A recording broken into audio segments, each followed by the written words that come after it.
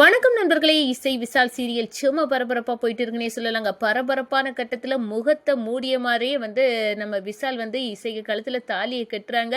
ஸ்ரீஜாவுக்கு தான் தாலியை கட்டியிருக்கேன் அப்படின்னு அந்த இடத்துல சந்தோஷமாக இருக்கிறாங்க. விஷால் ஒரு கட்டத்தில் என்ன மன்னிச்சிருக்க, வேற வழி இல்லை, உங்கள் குடும்பத்தை காப்பதுக்கு தான் நான் இப்படி ஒரு முடிவை எடுத்திருக்கேன் அப்படின்னு முந்தானைக்குள்ளே மூடிட்டு முகத்தை இருந்த நம்ம இசை அப்படி கண்ணீர் வடிச்சு அந்த இடத்துல நினைக்கிறாங்க. இந்த சைடை பார்த்தோன்னா அடிச்சு புரண்டு ஓடி நம்ம ஸ்ரீஜா அப்படியே மிரண்டு போய் நிற்கிறாங்க. ஐயோ, இந்த விஷால் தாலியை இசை கழுத்தில் கெட்டிட்டானே, இப்போ என்ன பண்ண, நிறுத்துங்க அப்படின்னு கத்துறாங்க. மொத்த குடும்பமாக அதிர்ச்சியில் ஸ்ரீஜாவை பார்க்குறாங்க.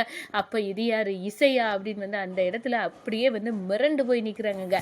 அதை பற்றி தான் இந்த வீடியோக்குள்ளே பார்க்க போகிறோம். அதுக்கு முன்னாடி சேனலுக்கு லைக் அண்ட் சப்ஸ்கிரைப் பண்ணுங்கள் ஃப்ரெண்ட்ஸ். பக்கத்தில் இருக்க பெல் ஐக்கானையும் கிளிக் பண்ணுங்கள். அப்போ தான் நான் போடுற ஒவ்வொரு வீடியோவும் நோட்டிஃபிகேஷனாக உங்களுக்கு கிடைக்கும். வாங்க ஃப்ரெண்ட்ஸ், வீடியோக்குள்ளே போகலாம்.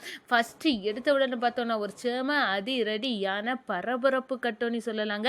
நம்ம ஸ்ரீஜாவை அப்படியே ஒரு ரூமுக்குள்ளே மைக்க ஸ்ப்ரே அடித்து அப்படியே அடைச்சி போட்டுறாங்கன்னு சொல்லலாம். இந்த சைடு பார்த்தோன்னா ஸ்பெஷல் மேக்கப்பு, முகத்தை காட்டக்கூடாது, ஓம குண்டத்துலேருந்து புகை வரும், அந்த புகை முகத்தில் பட்டால் அப்படியே முகம் அசிங்கமாக மாறிடும். அதனால இந்த ஸ்பெஷல் மேக்கப்புக்கு அந்த ஓம கொண்ட புகை போச்சலும் முடியது வர அப்படியே துணியை முந்தானையெல்லாம் மூடியே முகத்தை வச்சிருக்கணும் அப்படின்னு அந்த இடத்துல சொல்லிக்கிட்டு நம்ம சிந்தாமணி இது அந்த வர்ஷினி முகத்தை மூடலை அப்படின்னு கேட்க நேரம், அது சாதாரண மேக்கப், இது ஸ்பெஷல் மேக்கப். ஓ, என் ஸ்ரீஜாலுக்கு ஸ்பெஷல் மேக்கப்பா அப்படின்னு அந்த இடத்துல சந்தோஷத்தில் நம்ம இசையை அப்படியே கூட்டிகிட்டு போகிறாங்க. இந்த சைடு பார்த்தோன்னா நம்ம வர்ஷினி சரி எனக்கு நீங்கள் இனி ஹேர் ட்ரெஸ் அலங்காரம் பண்ணுங்க அப்படின்னு அந்த இடத்துல பண்ணிக்கிட்டு இங்கே வராங்க. இந்த சைடு பார்த்தோன்னா சுபத்ரா பார்க்குறாங்க. என்ன ஸ்ரீஜா எதுக்காக முகத்தை மூடி இருக்கா அப்படின்னு கேட்க நேரம், இது ஸ்பெஷல் மேக்கப்பு, மூடி தான் இருக்கணும், ஓமகுண்டத்தில் இருந்த உள்ள புகை மோச்சல் இந்த முகத்துக்கு ஸ்பெஷல் மேக்கப்புக்கு ஒத்துக்கிடாது, அதனால தான். அதுக்கப்புறம் ஃபோட்டோவுக்கு நல்லாயிருக்கும், அப்போ இந்த முந்தானையை எடுத்துக்கலாம் அப்படின்னு சொல்ல நேரம், கல்யாணங்கிறது எல்லாரும் பொண்ணை பார்ப்பாங்க, அந்த நேரத்தில் இப்படி முகத்தை மூடிக்கிட்டா இதுக்கெல்லாம் யார் சம்மதிச்சா வர்ஷினி அப்படின்னு கேட்க நேரம், இது ஸ்ரீஜாவும் அதோட பார்த்தோன்னா நம்ம சிந்தாமணியோட பிளான் தான் அப்படின்னு சொல்ல நேரம், சிந்தாமணி இது நல்லா இருக்கும், நீ இந்த ஃபோட்டோவுக்கு சூப்பராக ஸ்ரீஜா இருப்பா அப்படின்னு அந்த இடத்துல சொல்கிறாங்க. என்னமோ பண்ணுங்கம்மா அப்படின்னு அந்த இடத்துல சுபத்ரா சொல்லிடுறாங்க. அதோட பார்த்தோன்னா நம்ம தாலியை எல்லாத்துக்கிட்டையும் ஆசீர்வாதம் வாங்கிட்டு வராங்க. இந்த சைடு பார்த்தோன்னா பொண்ணை அழைச்சிட்டு வாங்கோ அப்படின்னு சொல்கிறாங்க.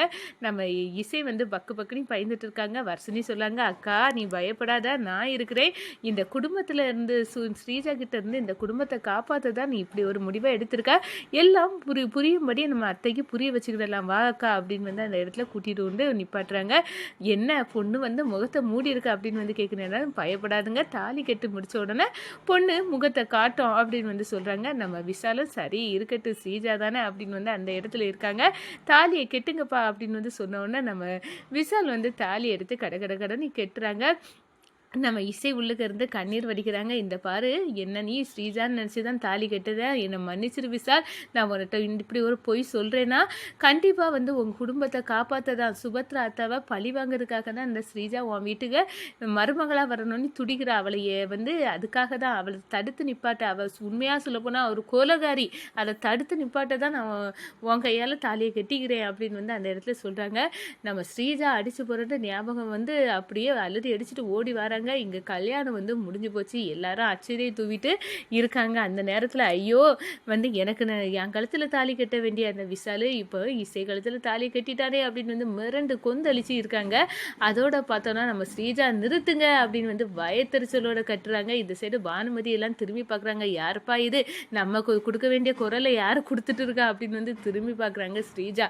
ஐயோ, நம்ம பிளான் பண்ணி ஸ்ரீஜாவை இந்த வீட்டுக்கு மணமக்களாக ஆக்கணும்னு நினச்சா இது இசையா அப்போ தாலி கட்டுனது, இவ இப்படி ஒரு வேலையை பண்ணிட்டாளா, அப்போ பொண்ணு நீ முகத்தை எடுமா, நீ யாரு, மன பொண்ணு இங்கே இருக்குன்னா நீ யார் அப்படின்னு கேட்க நேரம் இசை மெதுவாக முகத்தை தூக்குறாங்க.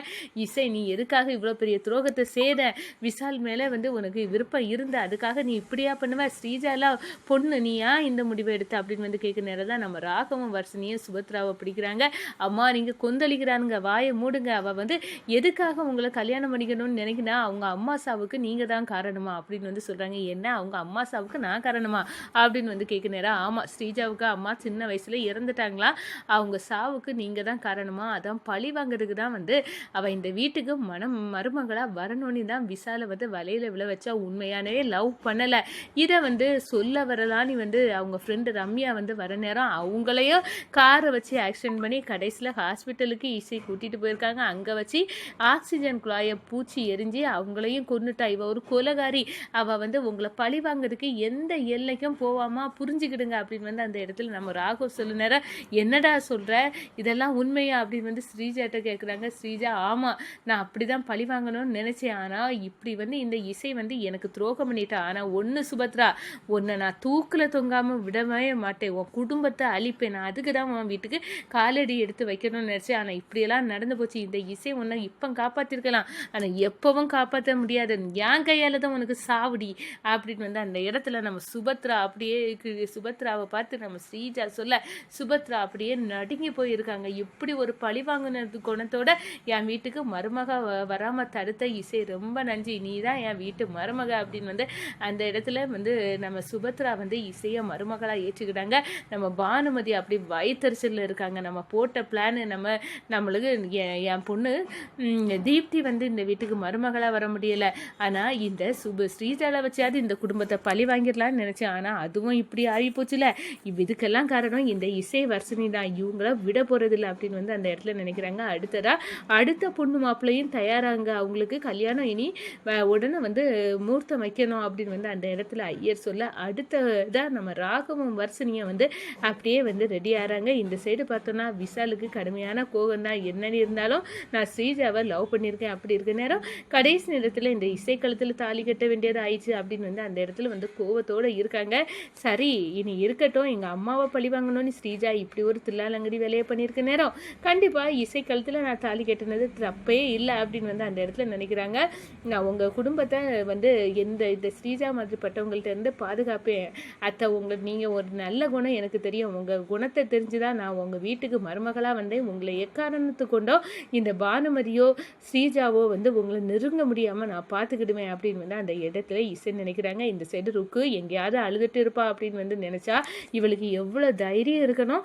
இவன் அந்த இடத்துல ஸ்ரீஜாவை விட ஓவர்டேக் பண்ணி இவன் மனப்பொண்ணாவி நம்ம மக கழுத்தில் அந்த ராகவ் வந்து தாலி கெட்டதுக்கு முன்னாடி இவ சுபத்ராய்க்கு மருமகளை ஆவிட்டாலே அப்படின்னு வந்து அந்த ருக்கு அரண்டு போய் நிற்கிறாங்க. இவளை பற்றி நம்ம போட்ட கணக்கு தான் தப்பு போலுக்கு, இவ அழுதுட்டு இருப்பான்னு பார்த்தா இப்போ இவன் மனப்பொண்ணாட்டு அந்த விசால் பக்கத்தில் நிற்கிறா அப்படின்னு வந்து அந்த இடத்துல நடுங்கி போய் நிற்கிறாங்க நம்ம ருக்கு.